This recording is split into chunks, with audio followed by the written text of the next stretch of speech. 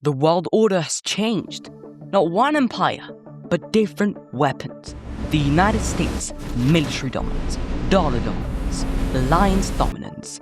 When crisis hits, everyone still calls Washington. China, factory dominance, supply dominance, infrastructure dominance. If the world stopped buying from China, the world would slow down. Russia, fear, energy pressure, military shocks, cyber disruption. It doesn't need to win, it just needs to destabilize. The European Union, rule-setting power, climate rules, tech rules, market rules. If you want access to 450 million consumers, you follow Brussels standards. India, strategic autonomy, a vast population, critical geography, friends with everyone, owned by no one. Power is fragmented, and fragmented power doesn't automatically mean stability. Now, imagine something else. Imagine a world where America pressures its own allies, threatens tariffs, talks about taking territory from a NATO partner. It already happened. The Greenland moment. For Europeans, that wasn't just a headline, it was a signal. Europe didn't suddenly invent autonomy. The trend was already there. Russia had already changed Europe's threat perception in 2014 and decisively in 2022. Germany announced a €100 billion special fund to modernize its military. Finland and Sweden joined NATO, ending decades of neutrality. European defense spendings began rising at its fastest pace since the Cold War, and it didn't stop at weapons.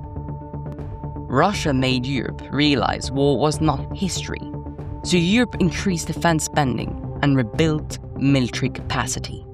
And the Greenland crisis, and American unpredictability around it, made Europe realize security guarantees can shift. So Europe began preparing for a war where it must carry more responsibility. For years, strategic autonomy, the ability to protect your interest and act when you need to, without being dependent on another power's political decisions, was rhetoric. Now it's budgets, now it's procurements, now it's factories. But there's another layer. Even under stable presidents, American strategy has been pivoting towards Asia, because Americans' main competition is China. And in US strategic documents, China is described as the China remains the pacing challenge for the department? As our pacing challenge.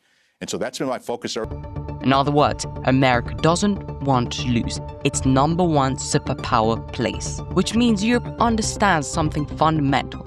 Even if Washington becomes fully predictable again, its strategic center of gravity is still shifting. So Europe isn't breaking with America, it's preparing for contingency. Russia created the threat. American unpredictability created urgency. But the trajectory, that's structural. And once you build capacity, you rarely dismantle it.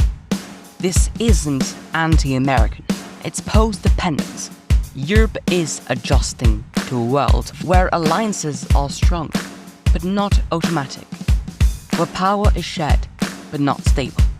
Where preparation matters more than assumption. This may not be the end of Western unity. It may be its evolution. But evolution in a polarized world doesn't remove risk. It redistributes it. Because yes, Europe is getting stronger. But the world is getting less predictable.